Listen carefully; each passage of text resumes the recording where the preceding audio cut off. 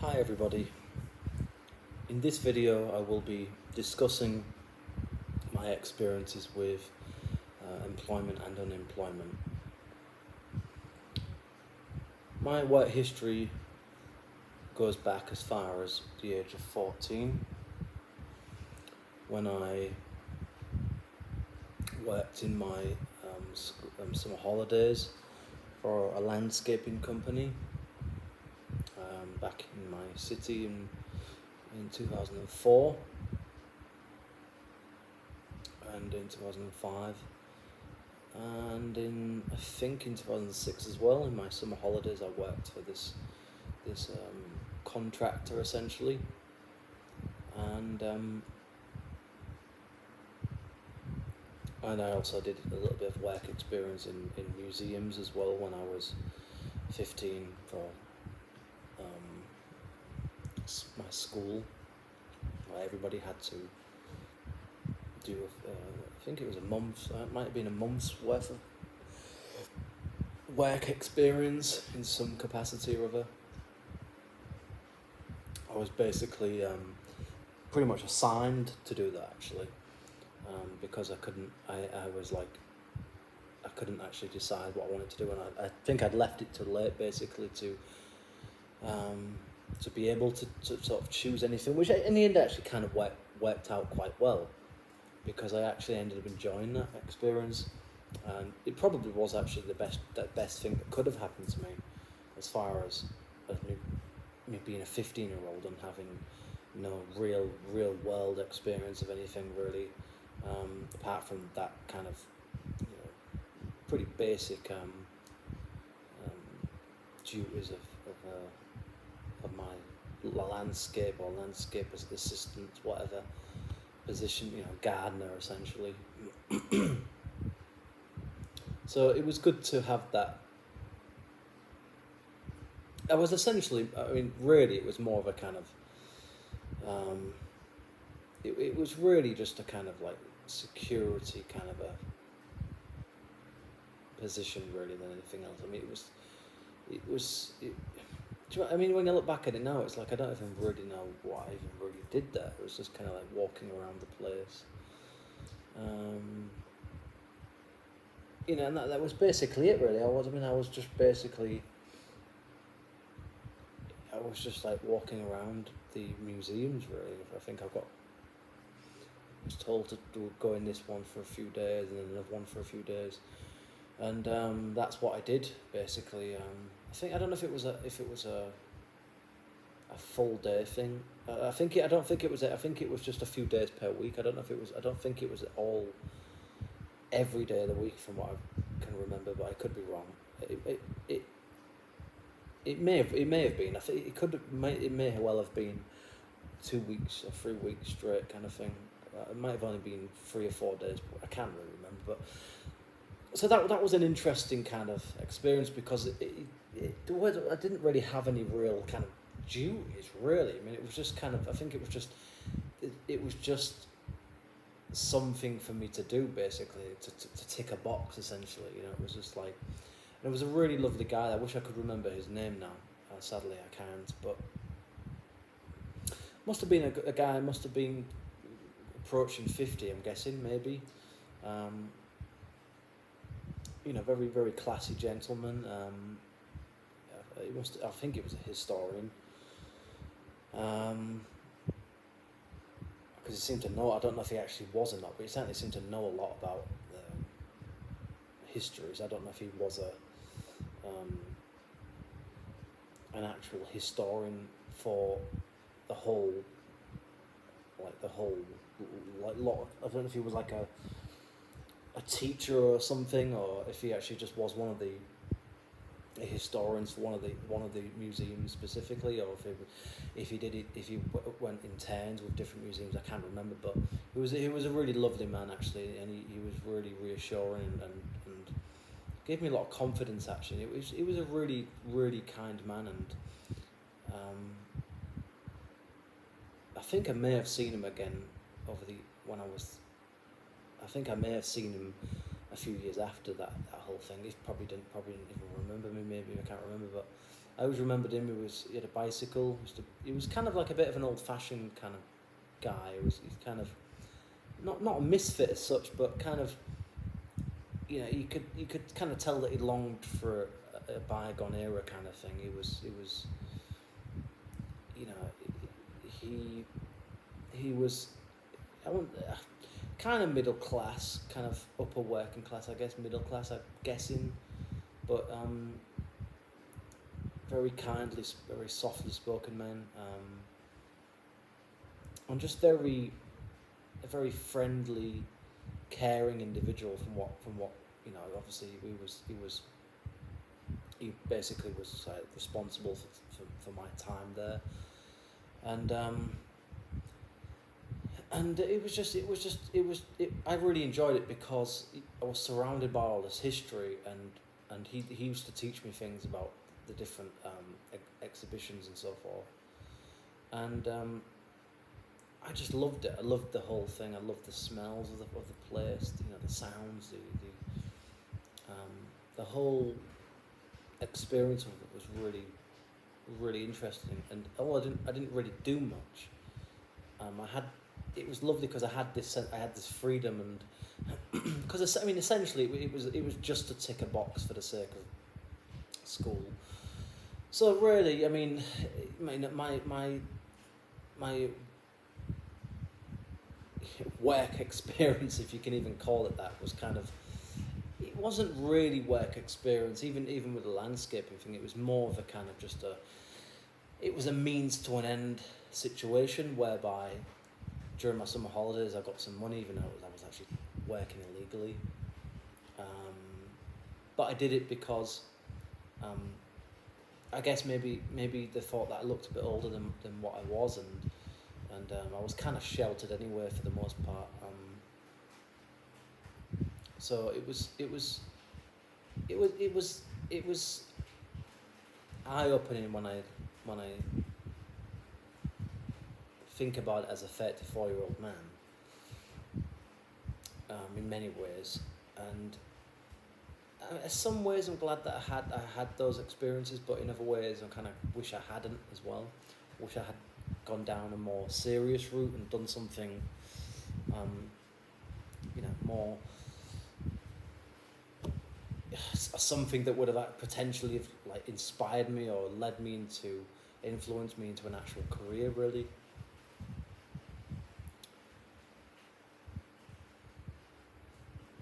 So really, from then on, so once I left school, I went to college for a year, did a BTEC there, a diploma in public services, and then I left in 2007, and then in early 2008 I then went back to that landscaping company for a very short spell, and then I quickly exited it for a lot of reasons, mostly bullying, really, banter, bullying, which it basically was from some of the people that work, not everybody, but some of the people that work there. Look, I get it, I understand it. I was young, I was naive, I was sensitive, I was really the wrong person for that kind of work, really.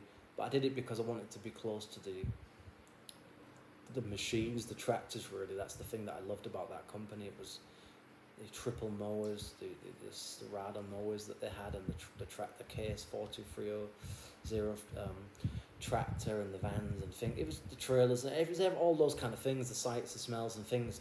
That's what drew me to it. It wasn't the work. Certainly wasn't the people that worked there, really. Although, to give them credit,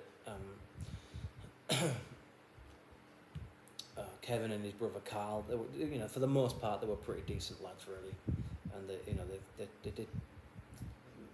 I suppose, all things considered, I got treated pretty decently, and I got paid pretty well, considering I was very young, and I shouldn't really be working. I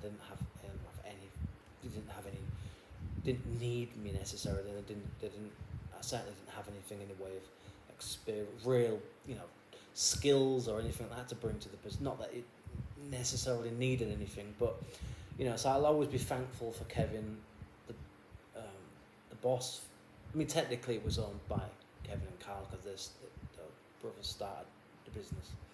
I don't know if it was in the early 90s, I'm not sure, late 80s, early 90s or something, can't remember now. Might be midnight, I can't remember, but anyway. So they were pretty decent guys actually, and I got to say that I respected them, and you know, they were good lads for the most part, honestly. Paul, the guy that I often worked with, was a bit of a kind of, I think probably a bit of a sociopath. I think he was someone that had a lot of internal frustrations and anger, because I think he'd been there a while, and but I think he was kind of a bit. I think he landed in that role, that position, and was there for so long he kind of couldn't get out of it and kind of got comfortable and stuck with it, and I think that kind of made him a bit resentful and bitter about himself and the job and everything, and then of course he had the responsibility of taking on of being a foreman and having to deal with other new people coming in, which was, you know, it was kind of a revolving door, I guess, for a period of time, and with me being so naive and stupid and foolish and doing silly things a lot of the time as still basically an overgrown teen, actually as a teen and then as an overgrown teen. I think there was tension that he didn't. I don't think he didn't hate me, but I don't particularly think that he.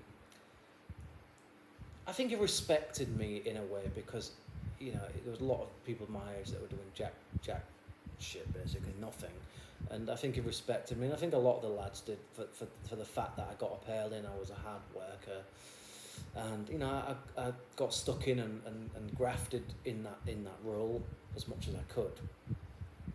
But I think, you know, I think there were times where I annoyed the crap out of them, and they were right. They were right to be annoyed, because I said and did things that were dumb, you know, silly, and I was just too sensitive for my own good, and that's I was basically my own worst enemy, really.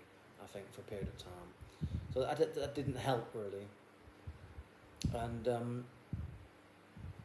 and as well, I think, you know, ultimately I was dealing with a lot of stuff mentally that I should have been in therapy for, even by the time I was 14, 15. Really, I should have been having like counselling or something, because I was struggling through school, and I was kind of a runaway, a bit of a, you know, I was a bit of a loose cannon, I guess, when I started secondary school up until my mid-teens, early mid-teens, but in a way, I suppose in a way that job kind of matured me to some extent. It you know, I suppose in some respect I kind of became a man. You know, I took on responsibility, and I had to be accountable to some extent, and I had to have a degree of discipline about my life I hadn't had really before, apart from getting up to school and going to school on time, whatever, going to lessons on time. But I mean, you know, as an adult, you know, I had to, you know, there were consequences for those things, like, you know, not getting paid on time, losing the potential of losing the job and whatever.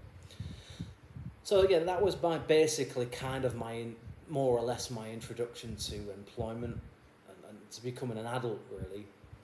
And then when my grandmother died in March of 2008, I hadn't been doing anything for quite some time. I'd been unemployed for a period of time, and then I decided to go back into it, which was kind of it was the last time I was at that company was in 2011, and that was all right. Everything was kind of a lot better that time, because I'd matured a bit more, and things were kind of a lot better the last time I was there, and I wouldn't have minded to continue working in that role, because it obviously wouldn't have lasted forever, but it was better the last time that I was there, the final time that I was employed in that company. But even then, it was still, there were two guys that worked there, three guys that worked there. Sorry. Usually during their university breaks.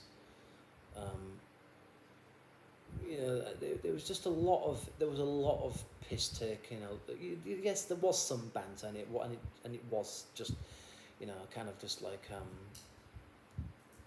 it was supposed to be, this kind of bonding thing that men do by taking the piss out of each other and all that kind of thing. But there was some of that, but there was also, let's be honest about it, there really was some piss taking, there was some bullying actually going on there. And but of course they wouldn't admit it, but that's what actually was going on. And then, I kind of didn't help myself as well, so I am to blame to some extent. I was the youngest of the group, the whole group there. So I was going to be a target whether I liked it or not, because I think, I was kind of like the apprentice as such kind of thing. So, I was always going to be a target for, piss taking and,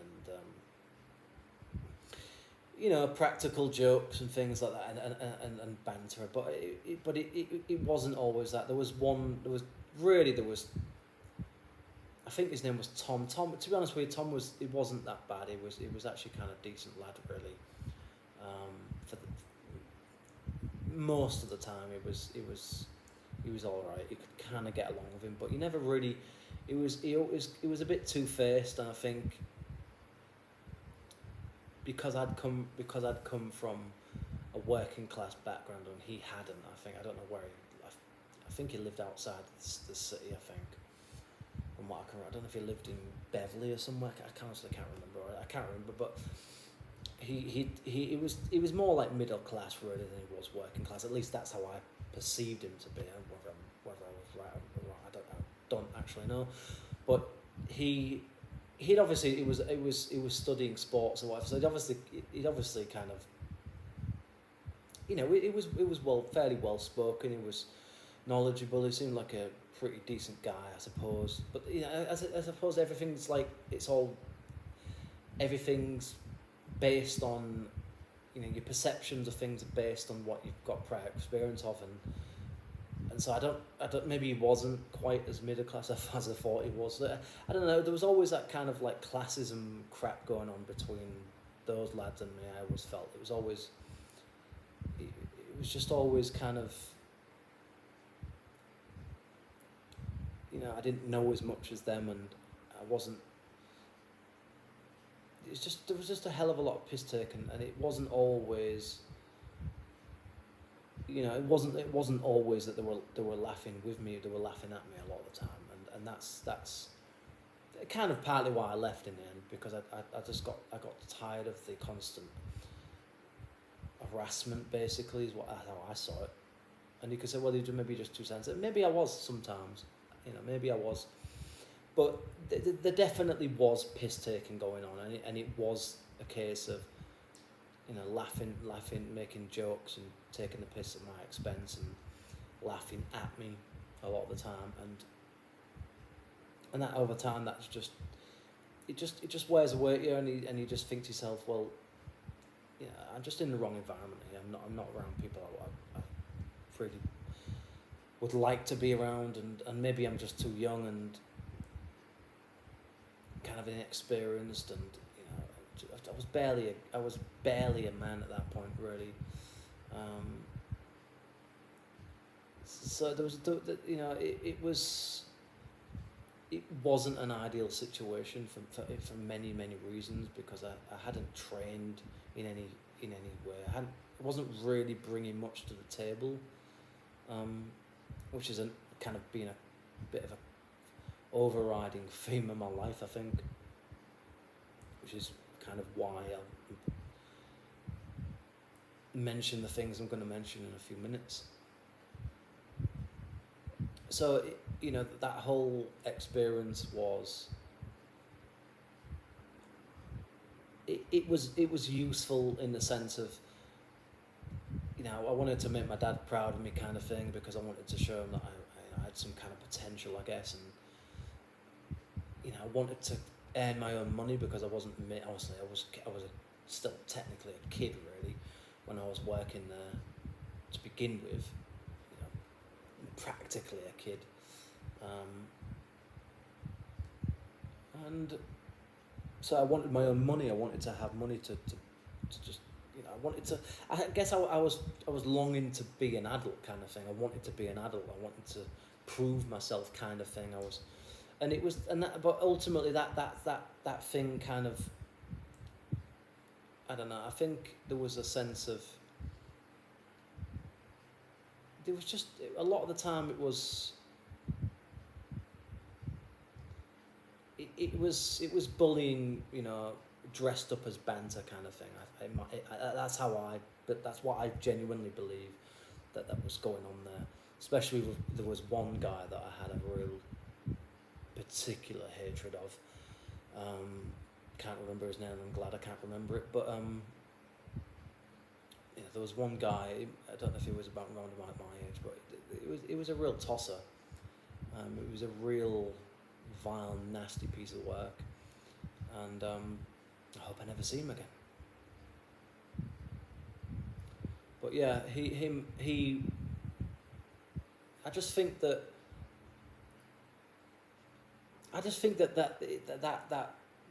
that line of work, it tends to attract.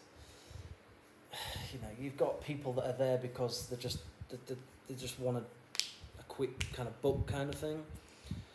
It's relatively simple. It's hard work, but it's not difficult work necessarily. It can certainly be demanding at times. And it's certainly stressful sometimes.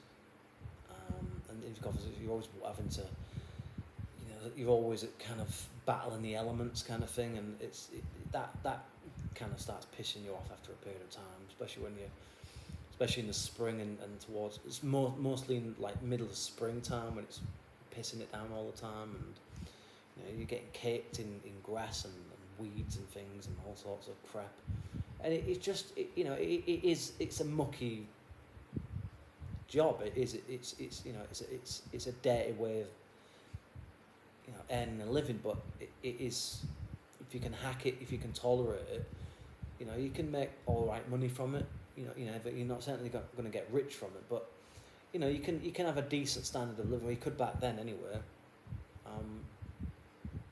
And if you stayed in a company long enough, you'd end up being, you would end up, because I got promised that you can go on the triples after the triple moors and take them around the city, whatever.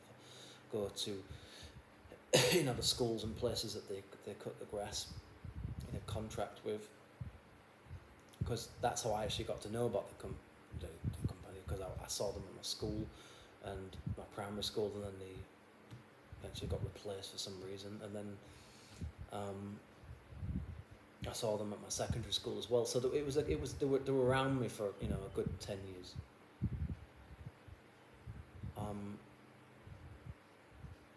So I get, maybe it was, in many ways it was kind of destined to be in some, because like I mentioned in my previous video about autism and being obsessed with the tractor sound and the smell of like certain smells and things like that, I was really taken away by like the smell of freshly cut grass, and just always fascinated by like the triple mowers and the cylinder blades and things like this, and I guess, whether I don't like to admit it, but I think I am on some kind of, I must be on some kind of a autistic or Asperger's or some kind of spectrum of some sort, but more like some kind of like I guess I would describe it as sort of barely functional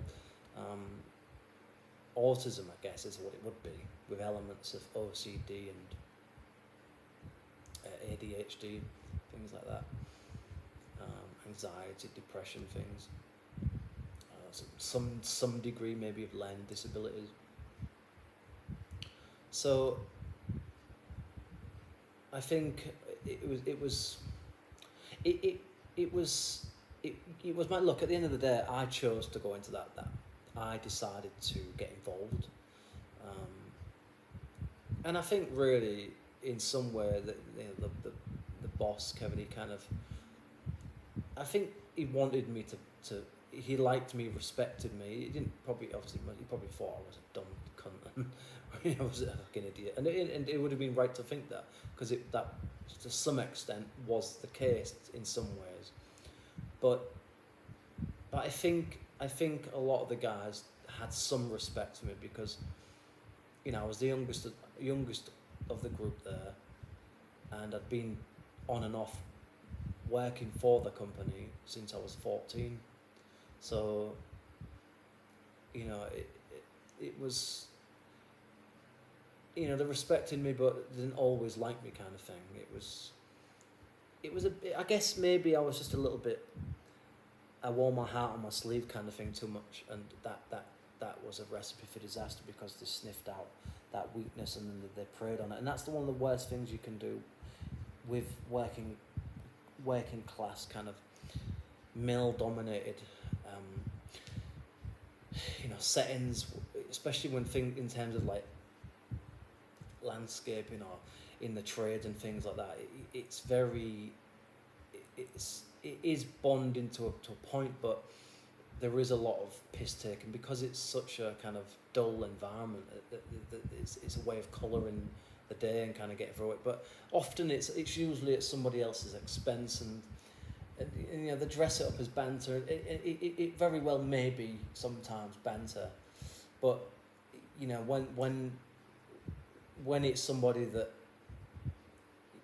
they don't like for whatever reason, then it becomes, it's dressed up as banter, but really it's actually it's bullying. Really, that's the only thing I can say about it. And so after just putting up with that for so many times, I just kind of, after my short spell there in 2008, I basically just left one day and just didn't bother. I just didn't come back anymore.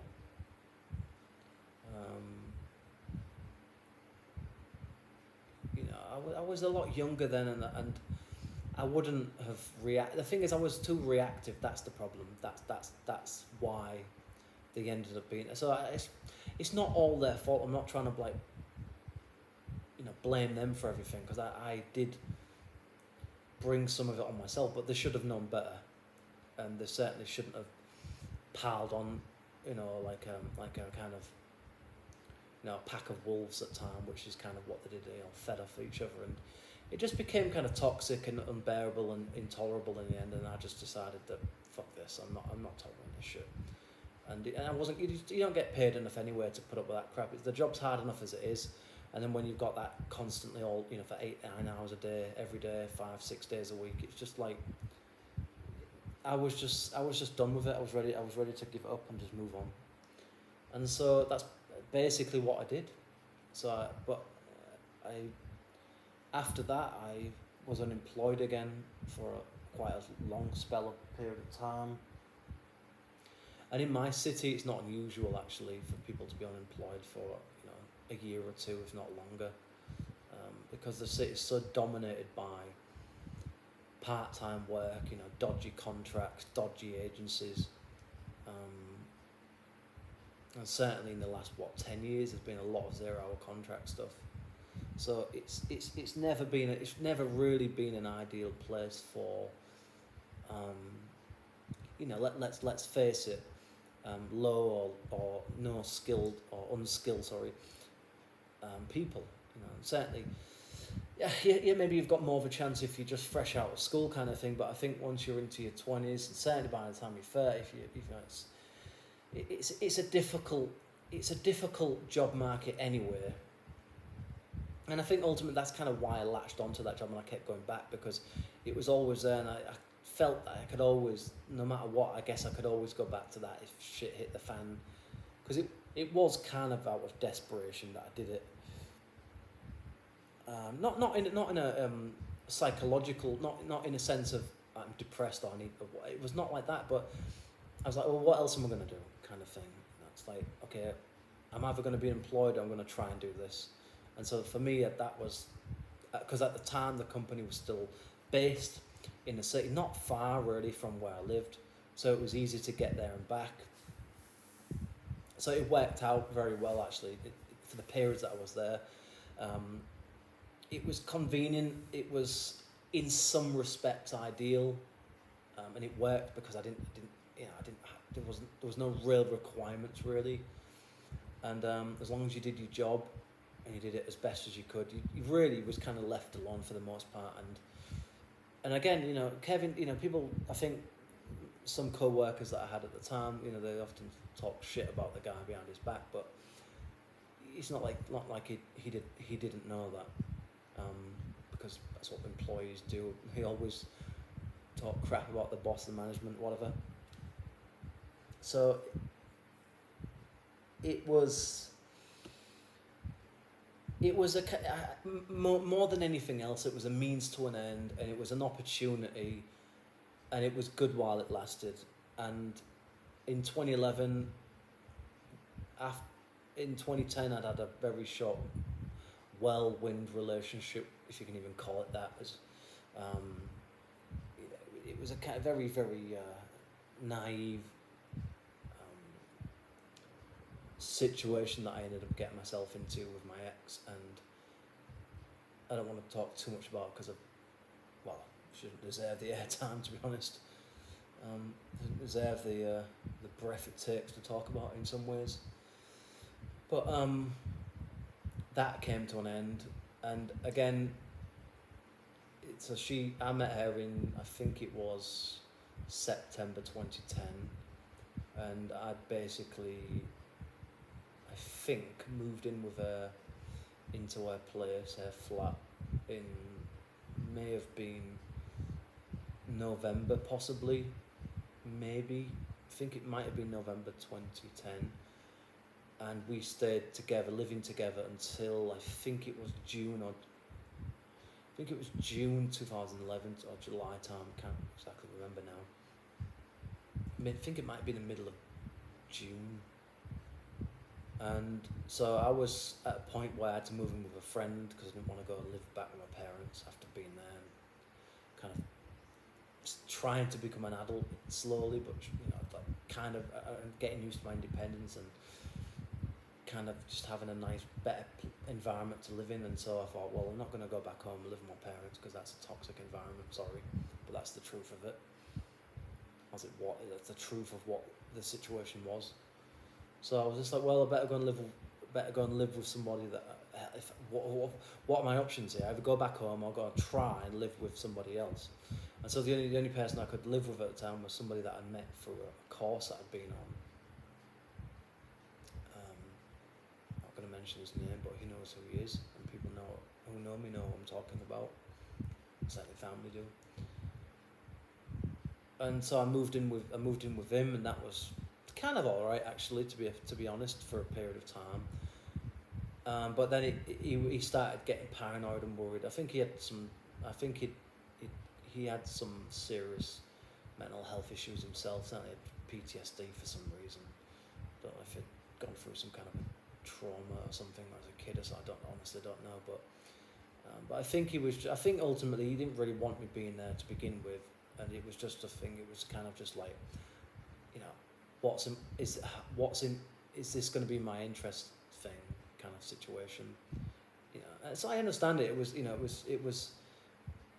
It would have benefited me, but was it going to benefit him? And there was a point where he was worried about getting in trouble with the council, so I ended up having to go back home. I think it was in 2012 for a period of time. I had to go back home, and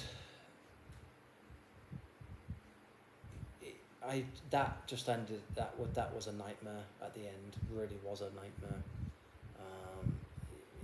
It escalated and became violent, and I had basically no choice then but to leave. And that's when I went to go and live with that guy again, and that lasted up until the time that I left for Asia in 2015. So, and I think honestly, I don't think he ever really liked me that much on it. I don't think he ever really wanted me to live with him. I don't think he didn't despise me, but I don't think he ever really felt very highly of me, and I think he felt that I was probably wasting my life away a bit, and really I shouldn't have moved in with him. I certainly shouldn't have lived there as long as I did, but at the time I didn't really have anywhere else to go, and it just a lot of things have just been a bit of a nuisance and a nightmare in my life, to be honest, because I didn't have any money, so I didn't have a job lined up, so I couldn't just like move out from my parents and just go somewhere else. It wasn't that easy. It was because by the time that I'd left school, by the time that I'd finished,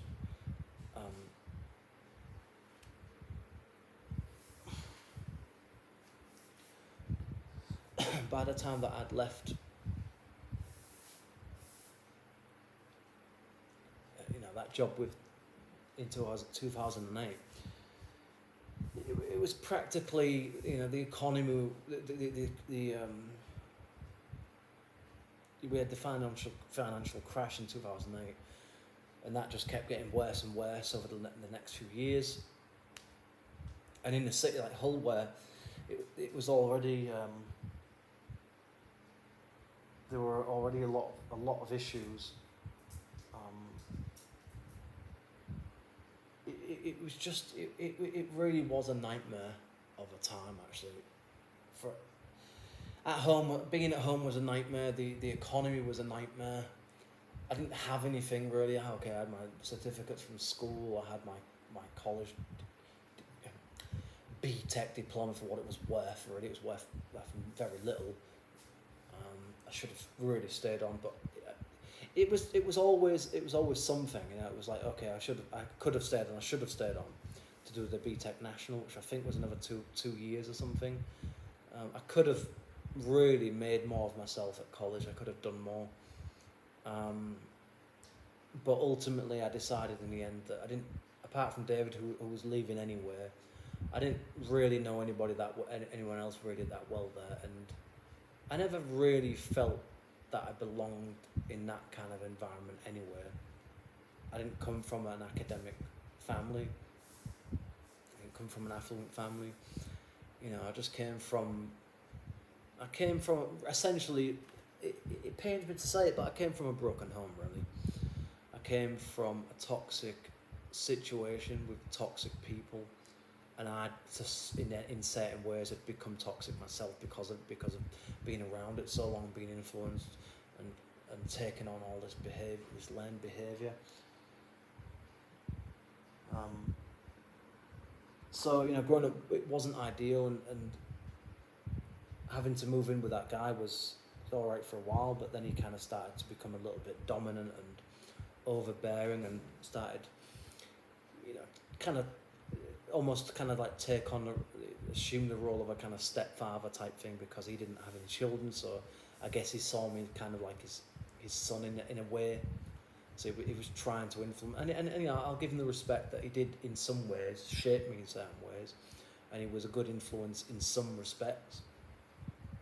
But I just think in 2013 I went to Australia for 3 months, and when I got back, I was just like, I've got to change. Something needs to change. I don't really want to live in this, because I've been out there, and that was really a life-changing experience in many respects, especially coming from where I came from, and not having, and that was the first time I haven't had any international experience, traveling experience.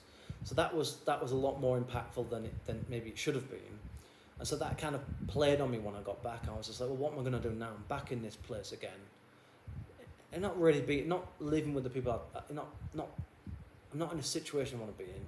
I'm not living in a place I really want to be in. I should really be spending time around, my people my own age. And for a while before that, I was kind of, I was going to, when I was back home again in 2011, 2012. I went to nightclubbing, and did the whole young 20s typical stuff, and went to Welly. Used to go to like bars on in the old town, places like that, down Princess Avenue, Newland Avenue, whatever. Even like to Hull University sometimes as well. Like predominantly for like drum and bass nights there and Welly. And that shaped me as well in some respects, and that kind of made me more, I think, maybe a little bit more rebellious. And I was going through the very rebellious stage in certain ways. I think it was kind of a delayed period maybe, that should have happened early but didn't for whatever reasons. And I was just kind of getting very frustrated with myself and my life in general. I hated the fact that I didn't have any money really. I didn't have a job that I didn't have any employment. I was ashamed of myself. I was embarrassed. I was disappointed. I mean, I had money. I could afford to sort of just about go out on a Friday or Saturday night every couple of weeks, whatever, every 2-3 weeks, whatever, for a few bevies and whatever, bit of fun. But it kind of became where I was kind of like the tag along guy, and I think people just kind of saw me as the kind of leech, which I wasn't, but I think I wasn't trying to be. It's just that the people that I knew who I'd been going out with, they were working, whereas I wasn't. So they obviously had more money, so they could afford to. But I never forced them. I never really asked them to buy me any drinks. They used to just buy me drinks. But I guess they felt inclined to do that kind of thing. But it's not like I didn't do it. It's not like it wasn't reciprocated. I bought them drinks as well. So if they ever have talk crap about me and said this or this, it's like, well, yeah, but I bought things for you as well. How many drinks did I buy for you all over the time that we went out? So it wasn't all one way. So that's let's get that very straight. And again, the clubbing thing was all a kind of reaction to it. Really, it was a way of releasing all this youthful energy. It was a way of dealing with my reality and the stress of being myself and being so angry at myself and so fed up with everything, and I really do mean that. Just every aspect of my life was a mess. And there's no wonder why I ended up coming to back to unemployment again.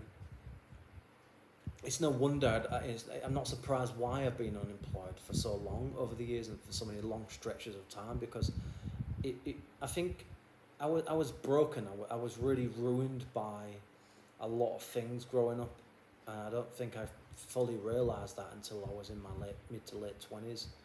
I mean, even really in the last few years, I think it's only really been in the last, say, 4 or 5 years that I've come to certain conclusions and revelations, realizations about things, about myself and the past, that I didn't quite have a full, maybe a complete understanding of. So yeah, after 2008, I was unemployed I think I did like odd jobs here and there for people, like moving things and doing odd jobs, and I started a job in 2010, part-time Christmas period position in Gough and Davy, which came to an end. I think it was in February 2011. Again, it wasn't just. I mean, I wasn't bad at the job necessarily. I was inexperienced, and it wasn't. From what I remember, I think it was just a Christmas position, because obviously it's not a particularly busy shop anywhere, and they felt that there was no need for me to be there longer than the festive period. So that came to an end.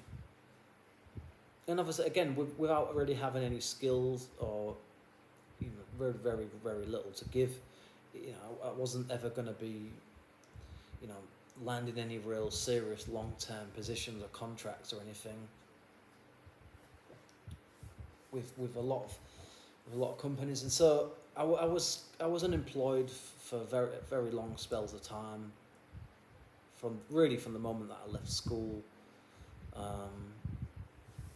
and I've basically been in and out of employment, even over here, all my life really up to now. It's just there are serious issues that with me that I don't think are ever going to be quite fully resolved.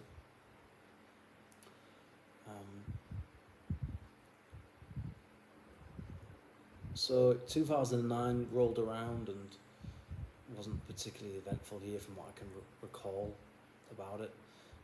Again, I think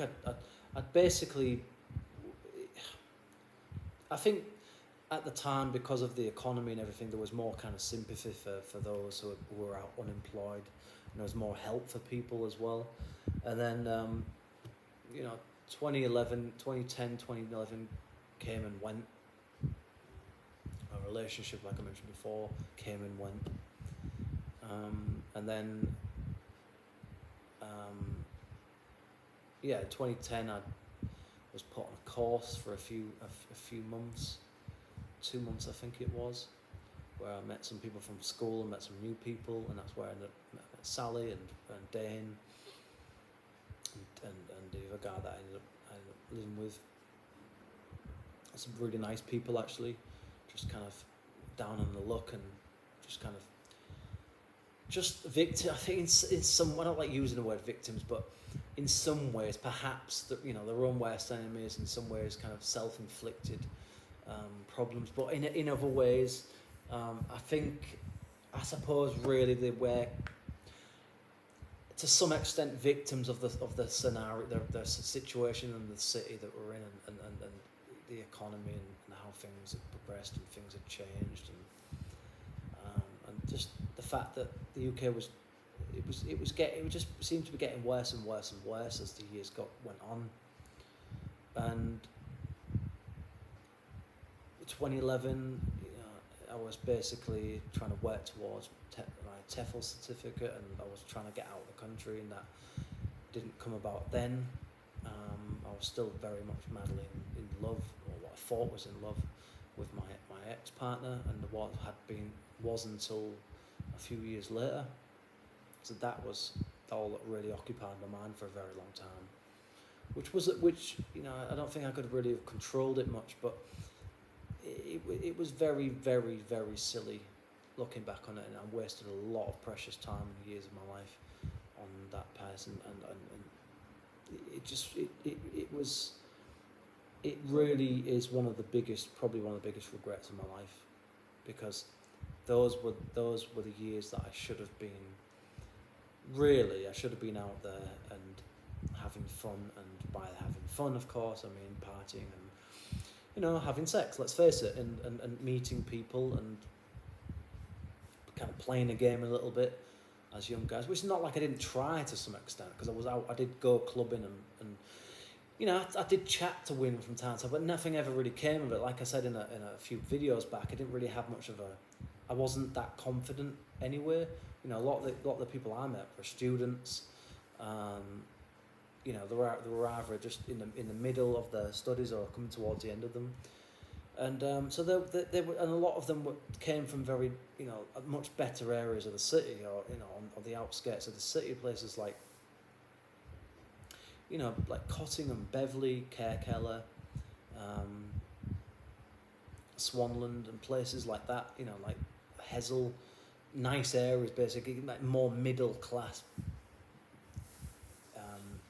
parts of the city, really, because we often tend to associate them with the city. I mean, they're not really, but or people that at least lived in better parts of the city, nicer areas in the west side of the city. So I always kind of felt really, I suppose, a bit of an outcast when even going to nightclubs, really, it's like I loved it, I enjoyed it, I absolutely had a blast, and I'll always be thankful to Adam for kind of becoming my nightclubbing friend. But essentially, it wasn't really a friendship. It was just kind of it was a situationship, really. It was, you know, we met up every few weeks or whatever, or every few months, and we used to go. It was usually every few weeks. We used to go clubbing. I think predominantly because I think his friend at the time wasn't that interested in clubbing, and we just met one time because I went to Welly by myself one time for the first time. I thought, well, if I can't, I better do it now, kind of thing. You know, otherwise I'm going to get too old, and at some point I won't want to do this. So, you know, I remember it was yesterday. I was stood there. I think it was 2011, and we just got chatting away, and before I know it, we kind of just became. You know, I was buying each other drinks. I think it was like £3 at that time for like we used to drink vodka and cokes, and pretty much all we ever really drank at Welly, from what I can remember. And we had a blast. You know, we were young, we were free, we were carefree. We didn't have anything to worry about, really. I mean, I think he'd practically finished his studies by that point, from what I can remember. Because I think he went to Leeds University. I don't know if he actually. I don't know if he went to Hull University. I can't remember now, but I know that he went to Leeds. So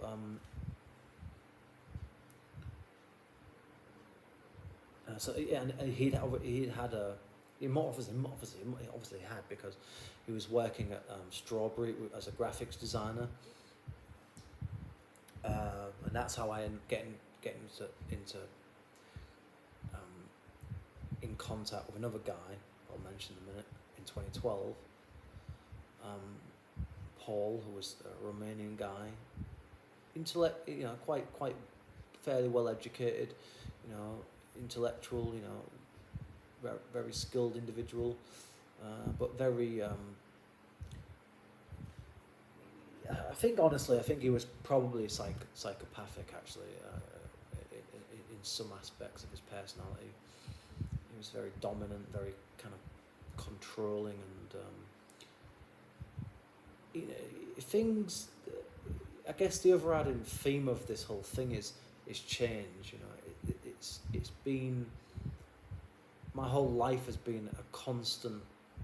It's been phases. It's been constant change. Things have come and gone. People have come and gone. Situations have changed. Adam ended up moving to London, I think in 2014. I think it was 2013, 2014, and then we had an argument one time on social media, and I haven't heard from him since. So that's that. It's been a decade now. So that was the end of that, and I think anyway was kind of distancing himself from a lot of aspects of the city. And I don't blame him. I understand it. He was trying to move on and be around, I guess, people that he felt were more like himself, and like sort of this cosmopolitan kind of this more middle or upper class sort of type of individual. So I get it. I understand.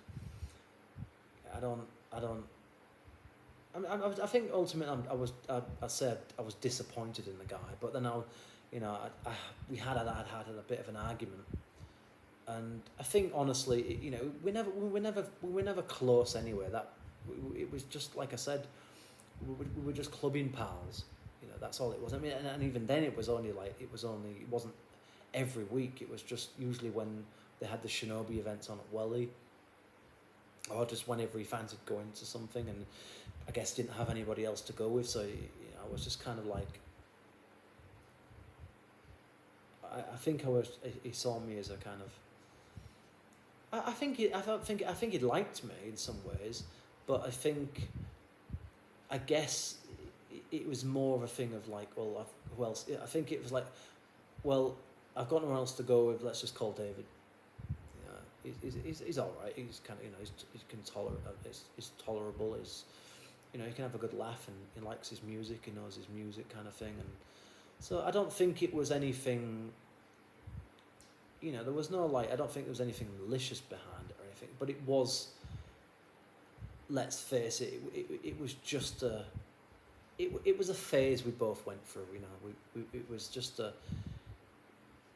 we were just overgrown kids, and we're still going through that kind of rebellious stage and that period of maturing and trying to understand ourselves in the world and looking for something to do and release stress and energy, and that was our outlet.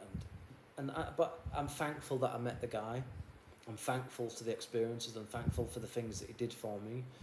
We used to go, taxi rides and things like that. But it's not like the guy was, he wasn't short of a penny. Not that he had to pay for everything or anything. I never asked him to. Many times I always was like, I'll pay for this, I'll do that, I'll pay towards this, whatever.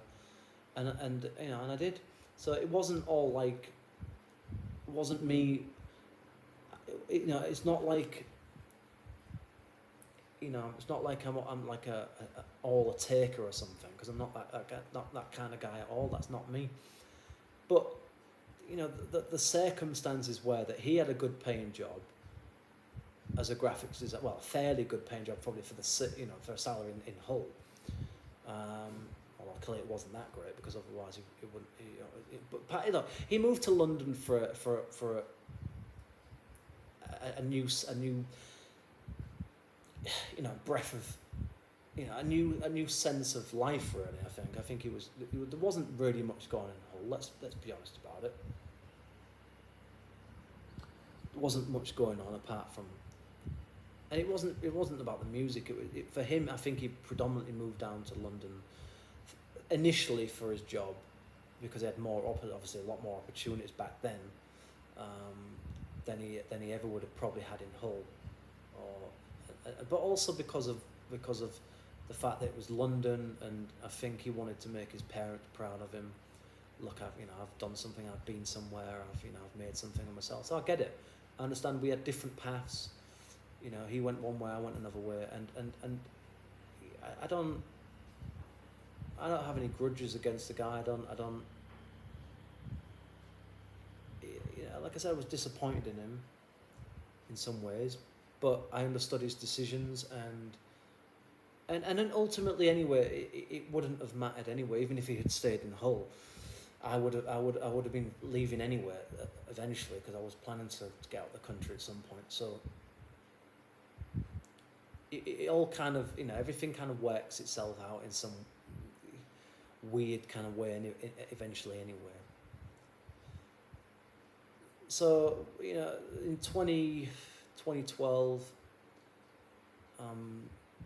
again, I was unemployed for a period of time, doing odd jobs for a friend who I'd met through another woman who I'd met, who turned out to be a bit of a basically a mental patient. Not a particularly unkind or unpleasant individual, but clearly somebody that had some very serious. I don't know if she had bipolar disorder. I honestly can't remember. I don't know, but she had some serious. Well, I think from what I remember, her kids had been taken into care, so clearly she hadn't been a very good mother. And I ended up getting involved with her because I was at a point where, well, I was only 22 then, and I was in that kind of very. At that point, I was just like, well, I've got nothing to lose kind of thing, and I wasn't planning ever having a relationship with her, and she wasn't with me. But it was kind of, I hate to say it, but kind of easy pickings in terms of like having opportunities for sex kind of thing. And anyway, that was all very wild and very irresponsible.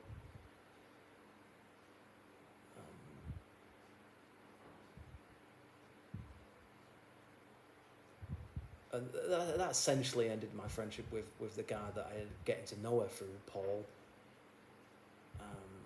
There's often been a case with me in my life that women my decisions to focus on women who I should never have got involved with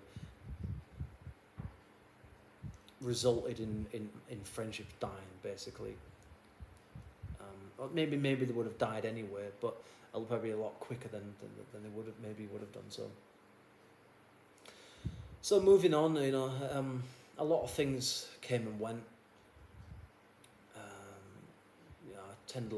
did a lot of applications for jobs online, going to places, taking CVs left, right, and centre. I've been forced to be put onto courses and having to go on to short 2-week whatever courses for this, in which never resulted in anything. And another thing to remember is in 2009 I worked for the council for a period. I think it was what was it? It was a few months, I think, from what I remember. But that never came to anything because I messed up the interview. So it's been a long road of very silly, naive choices that I've made in my life. And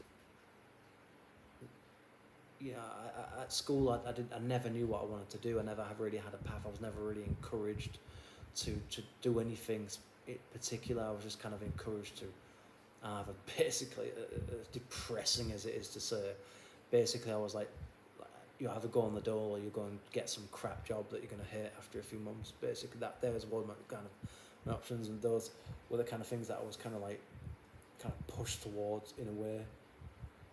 Because my parents were basically had absolutely no ambition to speak of. Although, I'll give my mum credit, she did raise everybody. It's not like she did nothing. It's not, and to be fair, it's not my father didn't have any work experience. It's not like he hadn't worked at all. He had over the years, but it was very fleeting. And I just think it became a lifestyle choice for him. They both decided at some point to live a certain way, and they got comfortable in that way, and they've lived that life ever since. So, for at least probably good 30 years now, they've been in that lifestyle, and I suppose ultimately I don't think they ever really wanted us to. I don't know. I'm torn between because maybe they wanted us to kind of do something with our lives, but also maybe they kind of didn't because it would have looked bad upon them to some extent. I don't know. I honestly don't know, but. So unemployment has been a reoccurring theme in my life. I've had jobs, I've quit jobs, I've been made redundant. I've been sacked for being incompetent or for doing things wrong, whatever. And so in the whole time that I spent in Hull before I'd left as an adult. Before I'd left for Asia, I'd only really had a handful of jobs, really, and it was.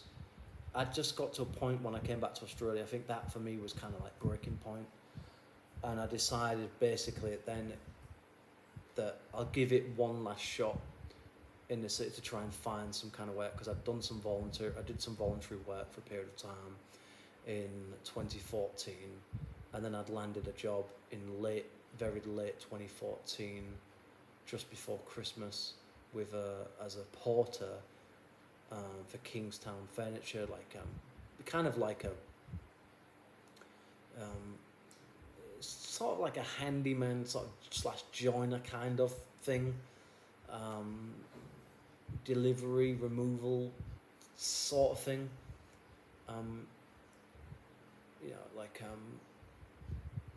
It was. I liked the job in the sense that we got to travel around to a lot of places, but there was a lot of pressure, and it was very demanding. It was physically exhausting, and the guy that I worked, that couldn't have possibly been put with a worse type of personality. It was just such a mismatch. I should never have been with that guy. I should never have been put with that guy, and that's probably why that position was open in the first place, because nobody liked the guy. Nobody wanted to work with him. So I think I would have got along better with there was another two guys that I met there, quite fairly young, and I got along with them. I could have a laugh with them, and they were pretty decent guys. I think if I'd have been put with them, I would have lasted up until the company was liquidated a few years ago. So, I mean, probably. I mean, I don't know, but it was I was there basically on a. I was there until I think it was March 2015. I was put onto like an assessment phase basically, and they got rid of me. Seems very conveniently before they had to start paying me a full salary and all the benefits that came with having passed that trial period, whatever you want to call it. So again, I found myself that came to an end because I was partly incompetent, but as well I really hadn't had any training basically whatsoever, really. Apart from how to use like the scanning machine and whatever, very basic stuff. But I mean, and apart from, it wasn't really full comprehensive like thorough training in any way, shape or form. It was basically a day or two, whatever, and I was like basically like forced out to do the job and thrown in the deep end kind of thing with a guy that I had absolutely nothing in common with, complete clash of personalities. And as well, the job was absolutely crap, and the pay wasn't that bad, and you only worked 4 days and you had 4 days off, so it was great in that regard, and the fact that you got to travel around, and I liked that aspect of it. But sleeping in a truck, it was all right. It wasn't that bad, but it was just the individual and the fact that I hadn't had proper training. You see, this is the problem when you go into these kind of positions. It's like you're not assessed fully on the whole, how things run and how things operate. And so it's not so much that you're incompetent, that you haven't got any experience. You haven't been shown how to do things properly. And you haven't been trained to such an extent where the company actually feels that you're competent enough to do the job. So you get thrown into the job, and then you find out that you're not that great at things, or you haven't got a lot of experience in things, or you've forgotten certain things, and then it becomes it's all you, and you're the problem, you're the weakest link, and so they get rid of you, rather than them actually having a proper training assessment period where in the yard, which they had space for, by the way, and they could have done it there, but they didn't care, or some other place where they could have done it. They just didn't care because they wanted someone to get into the job very quickly. Can you lift this? Can you do that? Yes. But they don't tell you about all the other things that you have to do for it. The training was, for all intents and purposes, the training was practically non-existent, really. It was a joke, and I'm glad that finished when it did, because I fucking hated it, actually. I really hated it. It was miserable, utterly miserable at the end. And the thing that drew it to a very, very immediate close was the fact that, well, for starters, it was coming towards the end of the trial period anyway, and I think very early on it seemed to be that I think obviously the guy the driver that I was put with, I don't think he liked me from the very beginning. It was very, very boring. There was very, very, very nothing in common whatsoever. Completely different age gap. Completely different interests. Massive age gap. It just couldn't have worked. It didn't work, and it wouldn't have worked. So it just didn't work, and that was it. And more than anything else, it was a lack of training, and the fact that I got put with someone that we didn't gel. We didn't stick. We didn't work together. It just didn't work. Yes, obviously we communicated and we did what we had to do for the job, but neither of us liked being in each other's company. We hated it. Especially towards those last few weeks, it became really miserable. Like, and I was so tired of getting shouted at, and basically people thinking that they're smart and whatever, saying, trying to put you down and, saying, oh, are you the brains of the outfit, or whatever, and all this kind of crap. And it was just like, I was just like, for the amount of money that I get paid for this job, I'm not gonna allow you to put me down like that. I don't give a shit who you think you are, how long you've been here, how much experience you've got. You're not gonna talk to me like that, because I don't give a fuck. You can do this on your own. If you think you're gonna talk to me like that, I don't care. You can do this all by yourself. I don't give a fuck if it takes you 12 hours. You can do it by yourself if you think you're gonna talk to me like that. And that's the attitude I took, and I just like, well, fuck it. I'm gonna be out of a job in a few days anyway. So towards the end, I was just like, do you know what? Fuck you. Do it your fucking self. I'm not gonna take this crap from you. Who the fuck do you think you are? You're not the fucking boss. You're just a driver. Who the hell do you think you are? And so he ended up doing practically. I was just like, towards the end, I was just like, I refused to do anything. I was just like, I just sat in the cab. I was just like, nah. So I was just towards the end. I was just like, do you know what? No, you can fuck off. I'm sorry for swearing on the video, but I was done. Utterly done with this guy, because it was just always like, passive aggressive this, passive aggressive remarks here and there, that, just sort of subtly trying to put you down, and just a typical kind of, it's one of the things I despise about the working class, honestly. It's this whole, who do you think you are mentality of like, who are you? You're young. You don't know anything. You don't know this yet. It's like, I'm older, wiser, blah blah blah. You're the one that's got to prove yourself mentality. Well, yeah, true. And I would have been able to do that if I'd have had adequate training and enough time to prove myself. And if not, and ultimately, the bottom line of this is that the responsibility falls on the company itself. It's probably partly why it went to liquidation, because it was crap, quite frankly. The products they made were crap. The vehicles they had, clearly, the company didn't give a fuck about health and safety, because we were taking these things off the back of a lot. We didn't have a tail lift or anything like that. Oh no, not on the wagon, not on the trucks. They didn't. On the small vans they did. That was all right when I worked with that guy. I worked with him for a few days before I left the company. That we got along, seemed to get along quite well. He was a nice enough guy. So it just shows you that when you get put with people where your personalities can kind of might not be this, you might not, for the environment, for the working environment, if you get put with the right type of person, if you gel well with somebody, you can kind of overcome things. You can get over things. But when you've got this clash of personalities, and when you've got this, it's not even so much as age gap, but certainly the very opposing personality types, it doesn't work. And when you've got one overbearing individual who thinks that he's got the right to talk down to you and basically like sort of treat you like crap, basically, because he's the driver and he's and look, I get it. He was under pressure, he was under stress to get these things done on time, and there was a lot of problems that came with being a driver. I get that, I understand that, and I sympathise with that. But the fact that the way he was just talking to me, I get it. He was pissed off because I was incompetent. I couldn't do some things, or I didn't think things through properly sometimes.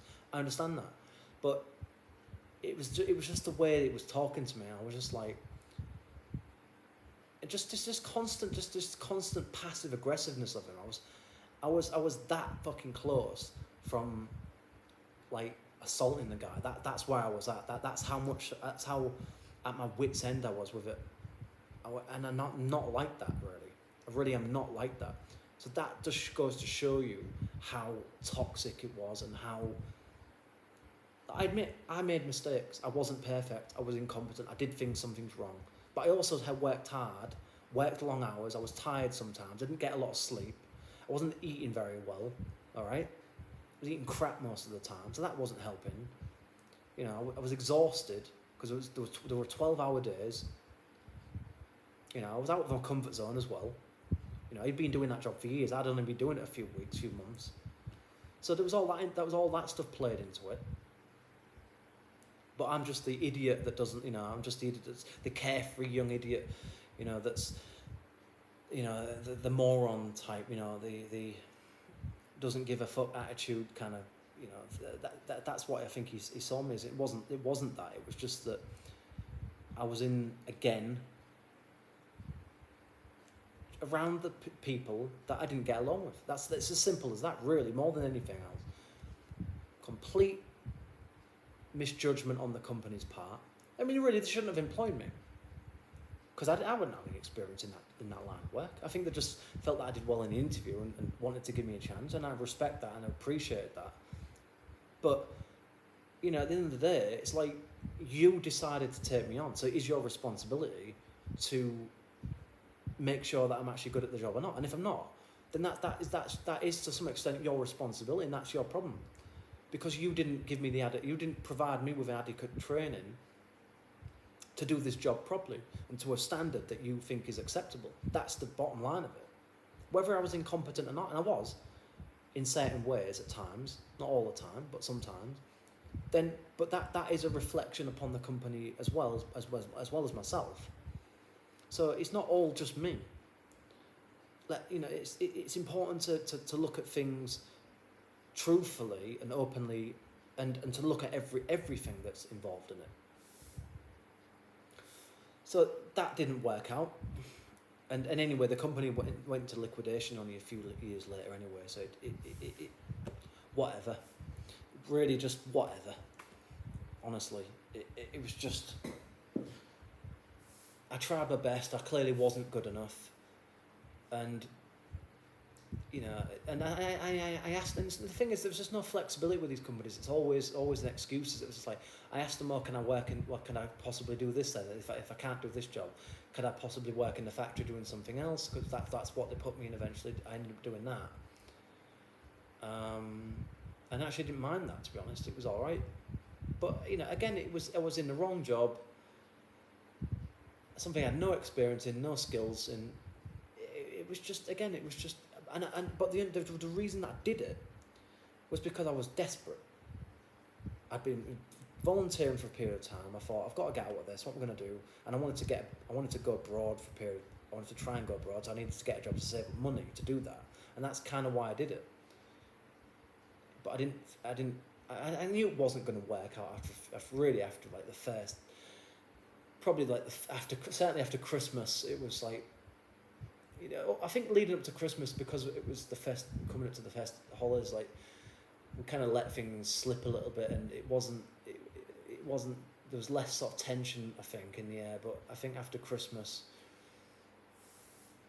I just think things started going downhill, and I was just getting really, I was just tired of the remarks, the petty remarks, the petty insults and things, and I was just like, I'm just not going to allow you to talk to me like that. I don't care who you are or who you think you are. You're not going to talk to me like that. That's the bottom line of this. You're not going to do it, because if you are, then you can do all of this stuff by yourself. I don't give a fuck how long it takes you. I don't care how difficult it is. You'll do it by yourself, and I'll sit here in the cab, and that's what I ended up doing. Because I didn't talk to him like that to begin with. I didn't swear at him. The only time I swore at him was when he was getting pissed off with me, and he started saying things, and it was like, oh, get in the cab or whatever. I was just like, and at that point, I was just like,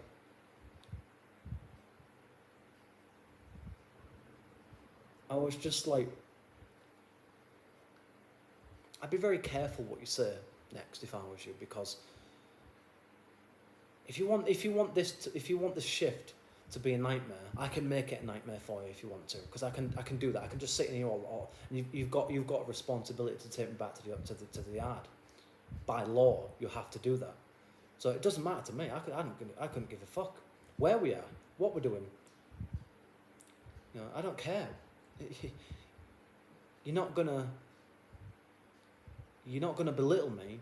You're not gonna put me down at other people's expense, in front of other people, in other people's homes, and you're not going to leave me to do all the work either. That's because this guy was clearly, I think honestly, deep down, I think he hated the job at that point. Well, at the time that I was there, I think for a period of time he might have enjoyed it, I think he was pissed off about the fact that the guy that he was with before was better at the job, probably was a joiner, probably had, I was probably a handyman, or had good skills and whatever, I'd been doing it for a while, and he became a driver. So I think ultimately he was pissed off about that fact, because obviously he'd been replaced with me, someone that was, I think, a lot younger than that guy was.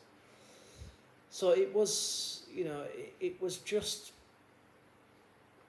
it was just never going to work. It was never going to work. It was a naive,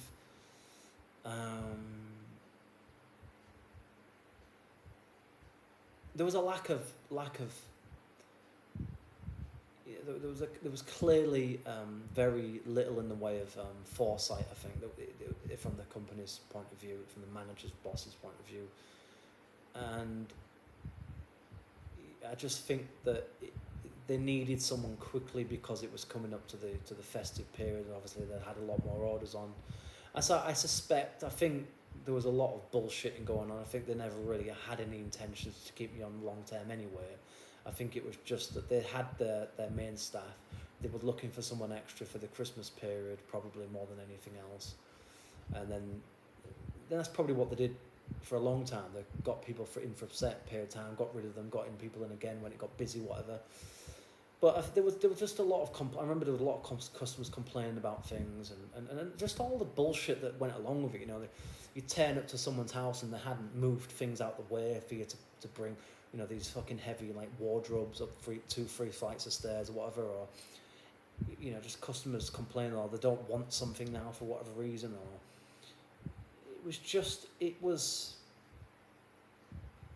look, there's never any perfect job, career, whatever, I think there are always problems, or always stresses that come with any line of employment. But there were things that could have been done that could have made our lives a lot better. And most of all, it was the company. And that also applies, really, honestly, although to be fair, to the first company that I ever worked with, that's that landscape, and they actually gave me more training, and I think really they treated me a lot better in terms of the training side of things than that company did. They just didn't really seem to give a fuck, honestly. It was just here you go, throw you into the deep end, good luck, kind of thing. And if you're not good enough, then you'll find yourself unemployed in 3 months' time. That was basically kind of the attitude of it. And it's not surprising that you see these companies, many times when I was unemployed and we used to go to the job centre, I used to see the same companies, the same jobs come up again and again and again and again. And so it's the same thing over here as well. You see it over here a lot of the time. Just a revolving door because of all sorts of issues with management, dodgy contracts, not getting paid properly, a toxic working environment, short notice and things, getting dragged into things that have got nothing to do with you, just people just not liking you, the Thai staff resenting you for whatever reason, just being sort of looked down upon from middle management or whatever. And it's just the world of employment, really, it's a constant battle. It's a constant battle of trying to find something that fits to you. Because it's not just about the job, it's about your personality. Yes, it is about your attitude and your outlook. But ultimately, you do have your own personality, and you have to find something that fits with it, I think. And that's kind of why I felt that, really, that's why I stuck to this private tuition thing for so many years over here since 2017, because yes, there was still pressure, there was still, there's still a sense of, you've got to be accountable, you've got to be responsible, but basically you're self-employed,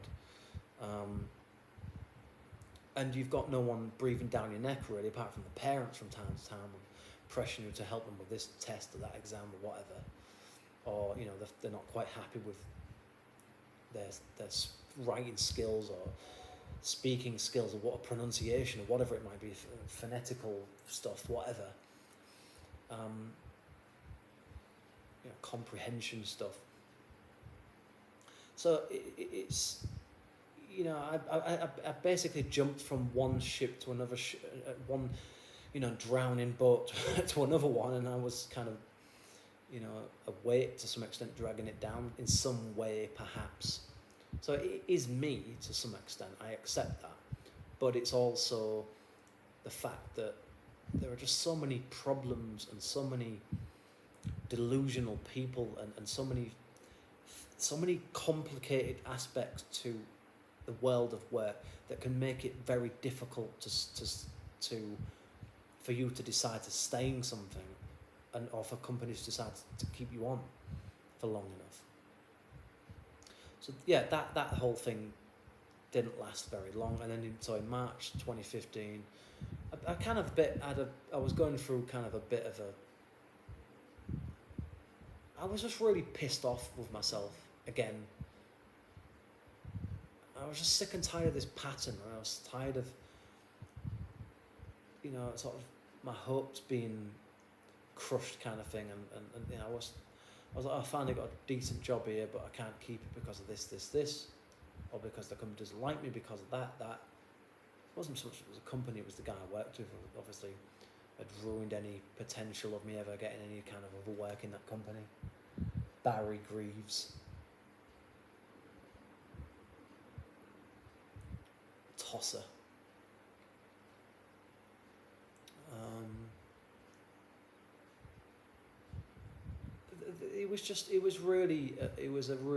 Honestly, a really rather unpleasant individual. And I think he was just, I honestly believe he was like really genuine. I think generally speaking, he put on this front, but I think deep down he hated the job, he hated the management, he hated how things had gone, he hated the fact that I'd been taken on, he felt should never have been taken on, and he was just pissed off with the fact and disappointed with me after a while. And I think the incompetence partly became predominantly by a lack of training, but I think secondly by the fact that I had no real business really ever getting taken on in that job, because I didn't have any experience or skills related to that job.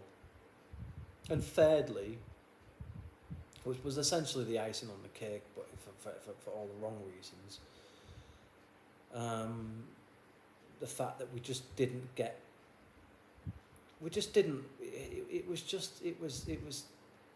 it was so incredibly tedious and boring that there was times where I was just like, I'm just gonna fucking get my bag and just walk away. I don't even care where we are, because sometimes we're in the middle of nowhere. I'll find my way home, kind of thing. Those last few weeks of that job, I was just like, I don't know if I can take any more of this. I don't know if I can. It wasn't so much it was the work, although the work was hard sometimes, because you had to bring heavy objects and climb a lot of stairs, and there was very in the way of health and safety, really. It really, and I'm not surprised that the company ended up going into liquidation, because, and I actually possibly played a part in it, because actually the company ended up getting investigated from what I can gather about the complaints that I made. Partly, I think. So it must have been investigated by trading standards, whatever it was. Some organisation must have obviously looked into it or something, or the company just wasn't making any money, or there was too much competition. And I think that the standards were slacking, had been getting worse and worse and worse, and I think they were just losing more and more profit. So there's probably a lot of different reasons that led to that. So that brought me to 2015, where I then had a fairly sort of long discussion with my ex at the time. We were still kind of getting along, chatting, and I was 24, approaching 25, and she just said, just come to Asia, see if you can, have a go out here, see if you can stick it out, see if you like it, kind of thing, for a few months. It wasn't initially about teaching all, I think in the back of her mind it was, I don't know if she may have mentioned it, I can't really remember now, but for a lot of things these days. But she basically was just like, come for a kind of a short period, come out here, come and see me. And I'll always respect her for the fact that she took me under her wing, kind of thing. Like other people have in my life, really, for different. And that's why I do respect some people, even though I didn't like them, and I barely liked them, some of them. But I respect the fact that some people took me under the wing and tried and gave me a shot and gave me, some life experience and some opportunities to be responsible, to do something different. So I'll always be glad that I met certain people, but it's just a shame how things panned out. But this is often the case with human nature, that you can have the greatest intentions in the world, but unfortunately human nature is what it is, and human emotions and primitive behaviours get in the way, and it just ends up causing problems in the end.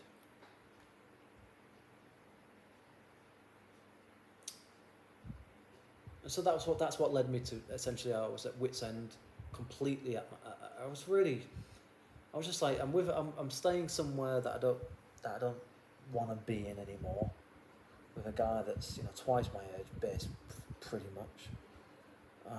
It was becoming kind of more unbearable as time went on. I think it's just because I was obviously getting a bit older and coming into my own kind of thing, and slowly but surely coming of age.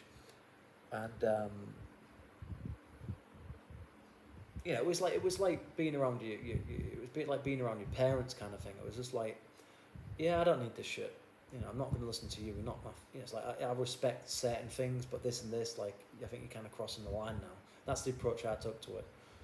And I've just always been myself. I've always been who I am, and I've just always stood up to people that I felt were trying to put me into a box or label me as something, or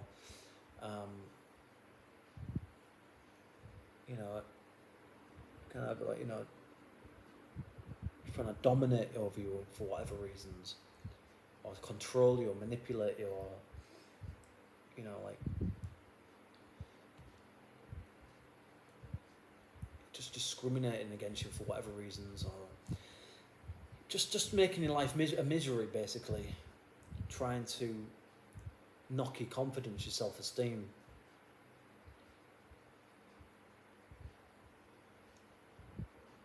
But I think ultimately it was, I didn't have a lot of confidence and self-esteem anyway growing up, because of the circumstances that I found myself in. Not that everything was necessarily all my parents' fault, but they certainly didn't.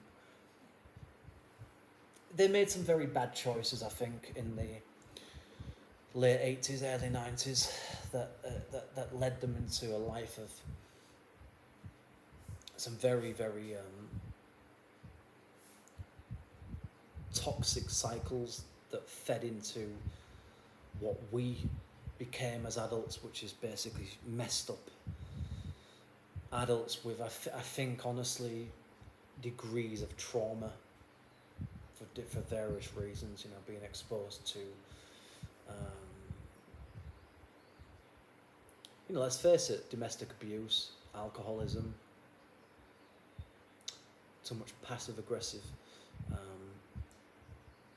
communication, a lot of tension, a lot of stress, often just sense of like walking on broken glass kind of thing a lot of the time.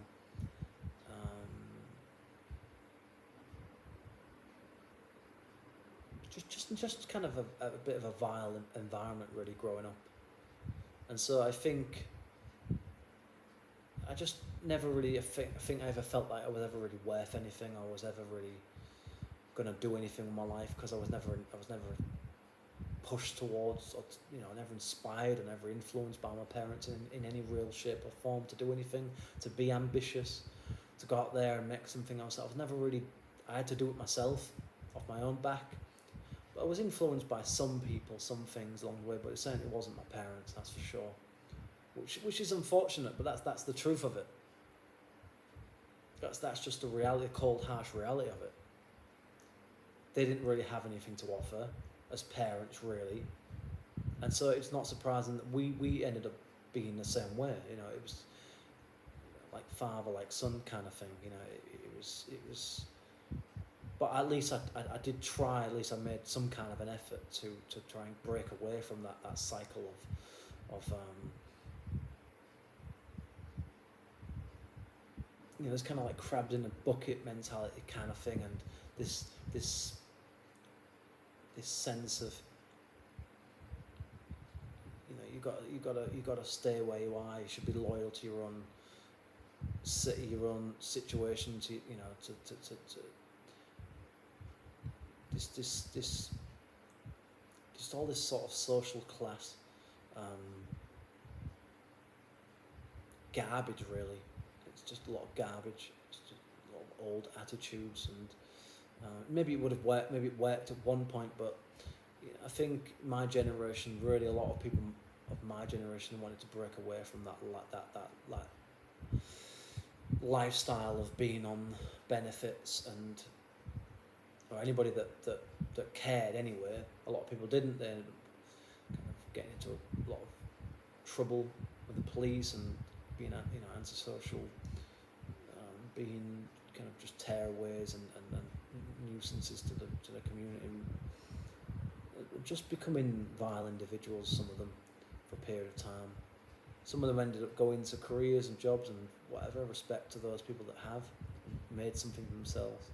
But I think for me, I never had a path. I never had any real direction. I didn't know what I wanted to do because I wasn't inspired by anybody, really. Not for the most part. And I think coming from where I'd come from, it was never like an environment that pushed for you to be ambitious. It was just kind of like, at the very best, you might end up with some kind of factory job or something. It was always like low expectations, you know, low self-worth, low self-confidence, and you're just surrounded by people like that a lot of the time. And I wanted to break away from it because I saw that what it did to my parents and what it was doing to me, and what it kind of has done to me in some ways, but not completely, over the years. And so I ended up coming over here, and like I said in my ESL video that I made, I was employed with a few different schools, and the last school that I ever worked at,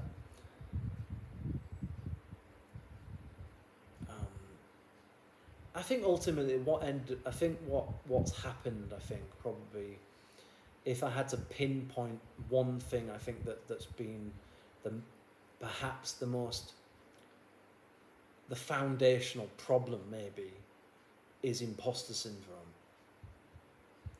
You know, the sense that you're doing something that you shouldn't be, or you're trying to be something that you're not, kind of thing. And I think that stems from the whole social class like divide and this animosity, and just this thing of like know your place kind of attitude that there is in Britain. You know your class, stick to your own class, don't try and be something that you're not, kind of thing. Never kind of, unless you're middle class, that's and it's like certainly in the working class communities it tends to be like that. You know your place, you know, you're not this, you're not that, don't think you're this, don't ever like try and get out with this, don't ever try and be around people that are better than us, kind of attitude. It's like it's just very toxic, very poisonous attitude and outlook on life. And I was just like, you know what, why do I have to stick around it? What's it got to do with me? Like if you've chosen that life, that's on you to do something about it. If you're not happy with the way you are as a person, that's down to you. That's you've made decisions that have got you into that position, that situation. Like, that's got nothing to do with me. So don't take it out on me. That's nothing to, that's no bearing on my life, really. And you can't argue with these people because it's always about them. It's this very narcissistic kind of approach to things. And as well, and the really sad thing is you would expect more from those that's supposed to care about you, your friends, your family. But oftentimes, those are some of the worst people, because they want you to be very loyal to them, but ultimately it becomes more about them than it does about you. It's like, well, why are we friends then? Why are we? I mean, I thought that we're supposed to want each other to do better in life and to push each other up to do bigger and better things. Even if that means that we're not around each other, even if that means that our lives kind of go in different directions. Whatever, you should want the best for people. And I get the impression in places like Hull, I don't know if it's across the board in places similar to that in the UK, but you don't have that attitude. It doesn't feel like that. It's only like that when you're around affluent people or people that have done better for themselves and made something of themselves, where there's more self, and that's why those people tend to be a lot more confident and competent people, because they feel more worthy and they feel happy about their lives and themselves. Coming over here, it was all right for a period of time, but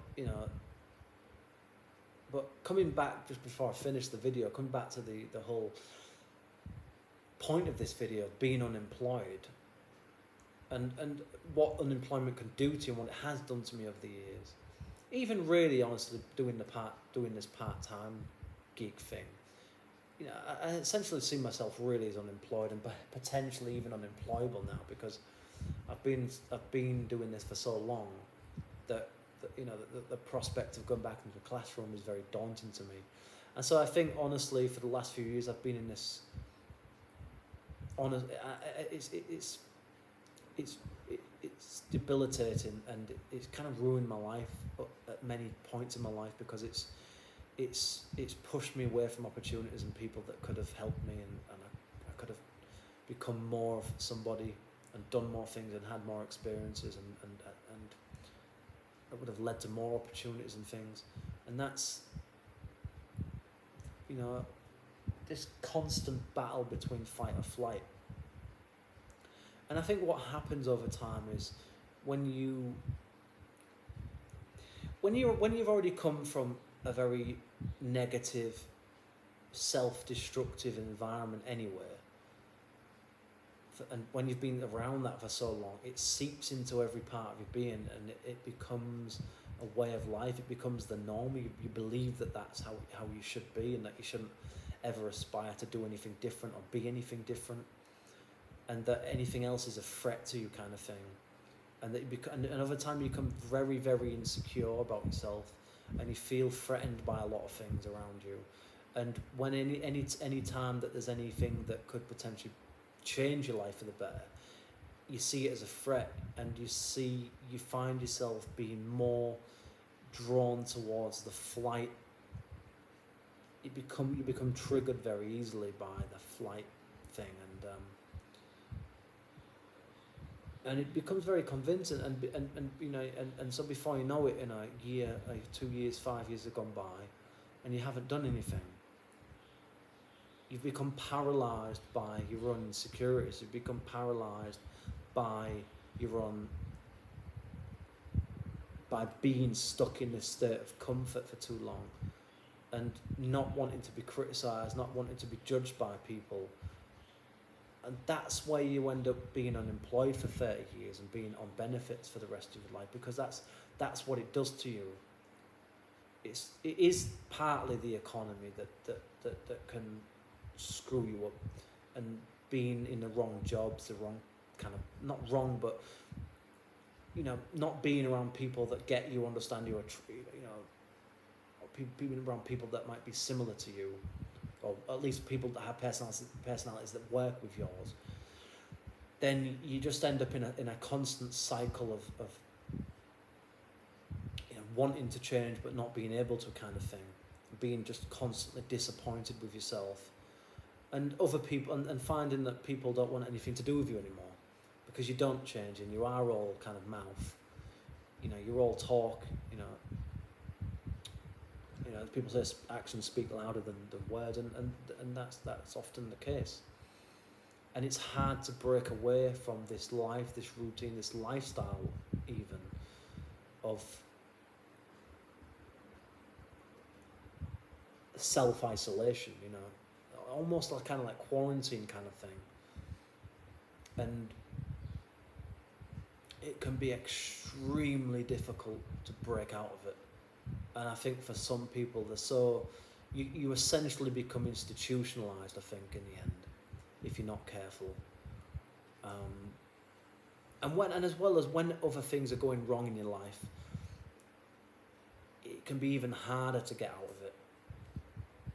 You can become truly paralyzed emotionally, psychologically by being unemployed for a long period of time. It destroys your confidence, and it can take years to build it back again. And you can find yourself then, before you know it, you're just hopping in and out of jobs because you can't stand it. You can't stick it for long enough.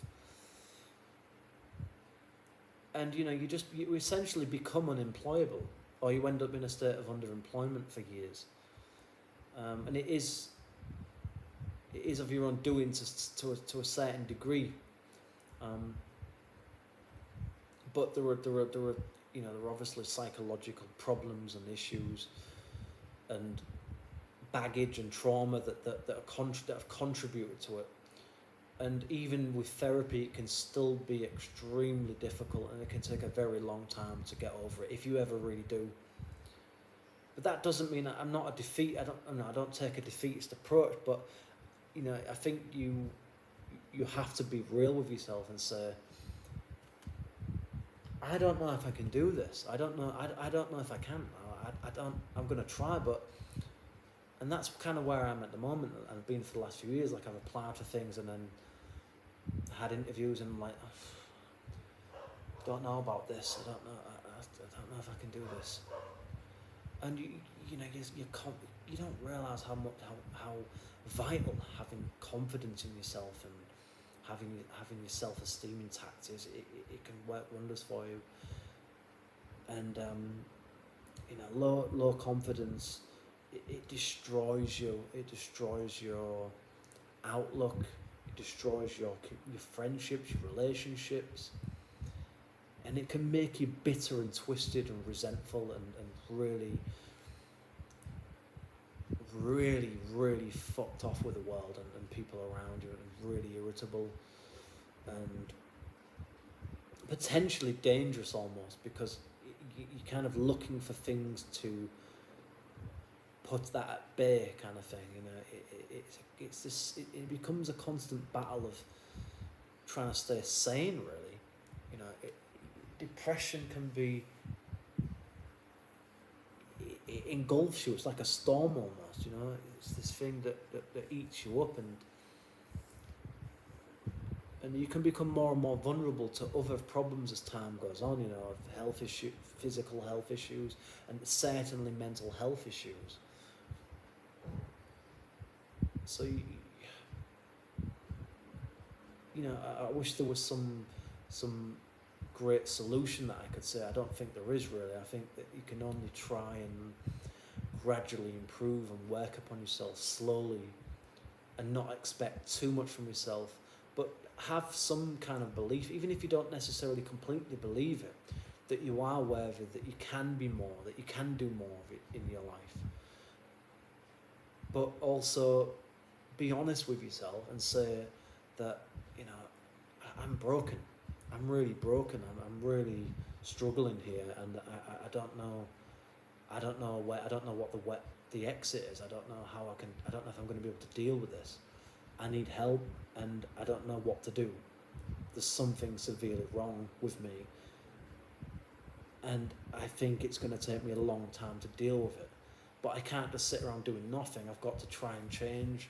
But I also need understanding people that have some degree of empathy and compassion, sympathy, to understand why that is and what can be done about it, rather than just people becoming an armchair, judge or whatever, or jumping on the high horses and, throwing child's playground, pathetic, petty remarks, insults at you because of this or whatever. That doesn't help at all. How is that supposed to boost someone's self-esteem, self-image? So it's a complicated journey that it's a complicated life in terms of how my adulthood has been so far, as my videos clearly, show, spell out, to people that are willing to listen to them, if anybody. I hope some people do, and I hope some people say, do you know what, David's right about that. It's so on point. But I'm not saying that I'm right about everything. I can only speak from my own personal experiences. I'm not trying to portray something that I'm not. I'm not trying to pretend that I know everything or what, because I don't. I'm only going on what I've experienced myself. And I know that it can be an uphill battle, and it could be that that's the case for the rest of my life, and it probably will be, actually. And it will probably get harder as time goes on.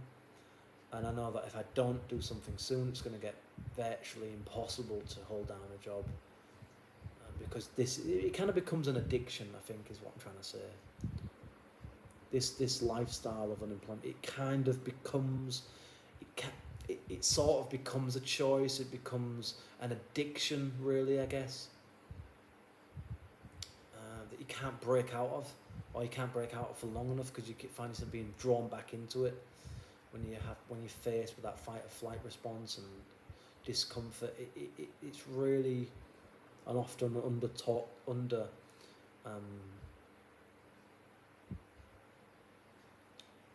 discussed, really serious problem with, I think, a lot of people in the West, certainly in the UK, and I suppose over here as well, in some ways. People tend to. I think people find themselves being. They gravitate over here because of the fact that they feel that they're not worthy enough in their own country. They're not good enough, and maybe they're not. So they give this a try, and they soon kind of find out that it's not as easy as they once thought they initially thought it was going to be. So really, my advice to people would be to, if you feel that there's things wrong with you, then there probably are. And I think, you're not gonna hold down a job until you figure out what exactly it is that's wrong with you. And it may well be the case that you might have some mental health issues or some kind of disorder, which I personally think I probably have a mixture of different things that have gone wrong and have developed over time. Partly to do with myself, but just genetically as well. That probably I'm going to just have to manage and deal with for however long I'm alive. And so I feel for people that are in similar circumstances to me. I understand it, I get it. And I feel for people who find themselves drawn to addictions. I think it's a very misunderstood and too often too overly criticised. Just too much stigmatisation over those that are unemployed or been unemployed or in and out of employment because of the things I've talked about in this video. So I feel for those people, especially for people who have tried, at least given it a go, and are trying and are struggling and have been struggling for years. I've been battling all sorts of personal issues on top of everything else. Just trying to hold down, the very basics of things, to try and get by through life as an adult. And I wish you peace. I wish you that you find solutions to your problems, and I wish you the very best. I wish those people the very best going forward in life, because I know just how much of a real struggle that is. And it is a struggle for so many people as well, and even for people that can hold down jobs. A lot of those people are struggling themselves. They're going through all sorts of stuff, but for whatever reason, they've managed to find something to get them through it. And I don't know what it is, but it might just be that their personality type is just enough to kind of meet the threshold to tolerate things or something. I don't know what it is, but there's clearly things. I think there's certain things that are more advantageous than others, perhaps, and it may be that certain personalities just, no matter how much therapy you go to, maybe just don't work in the societies in the West. Unfortunately, it may just be that is just the case, that those people will always be seen as outcasts and will never quite fit into the system, as it were, and will always be seen as, you know, losers, lowlifes, you know, the unemployables, the underclass kind of, you know,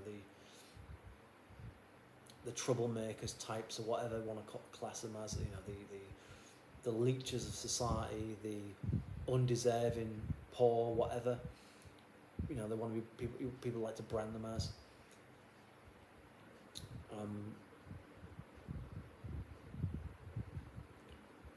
But I feel for those people a lot, not all of them, because some of them have brought a lot of misery upon themselves through a lot of things that they've done,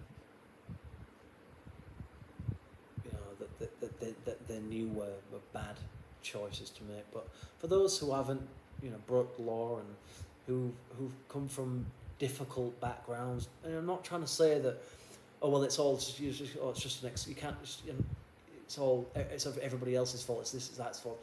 I'm not saying that, but there are certainly issues from one's background that can essentially set things in motion to some extent, that then seep into other areas of one's life, and it can take years, decades to realise just how much of an influence, whether good or bad, those things have had on you as an adult. So I think I'm going to leave this video there for now. It's been another long one. This was something I've been wanting to talk about for weeks, if not months, really. I've wanted to make a video about this on YouTube for a while. I had done a Facebook Live about this before, but that was quite a few years ago now.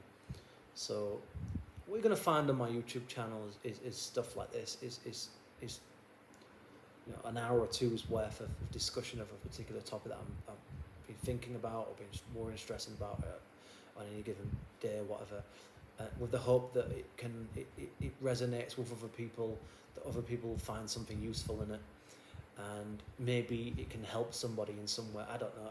I'm not like actively out to try and like inspire anybody necessarily, but if it does indirectly kind of help somebody in some way, that would be great, and I hope it does.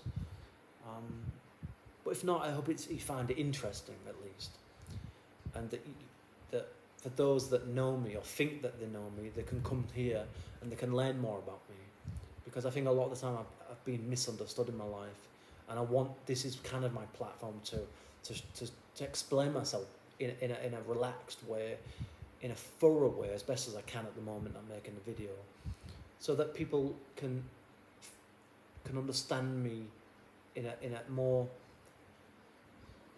sort of intimate, but you know, a more of a kind of magnified manner, you know, more kind of under the microscope kind of thing, rather than just what you see on the surface with people a lot of the time. So that's what my YouTube channel, you know, I want to do. I want to make other content at some point. Would even like to make ASMR and do kind of other things at some stage. But for the time being, this is what I'm interested in doing, and you know, I will continue to do it as long as I've got things to say. I think that I've got things to say that I think other people might be able to learn something from, at least, you know, take something away from it. But anyway, this is it for today. So 2 videos in one day. I won't be able to, this probably won't upload until tomorrow or whenever. I'm giving it's almost 2 hours long. So thank you very much for listening, watching, and yeah, I'll see you in another video at some point soon. Thank you very much for listening, and see you soon. Bye bye.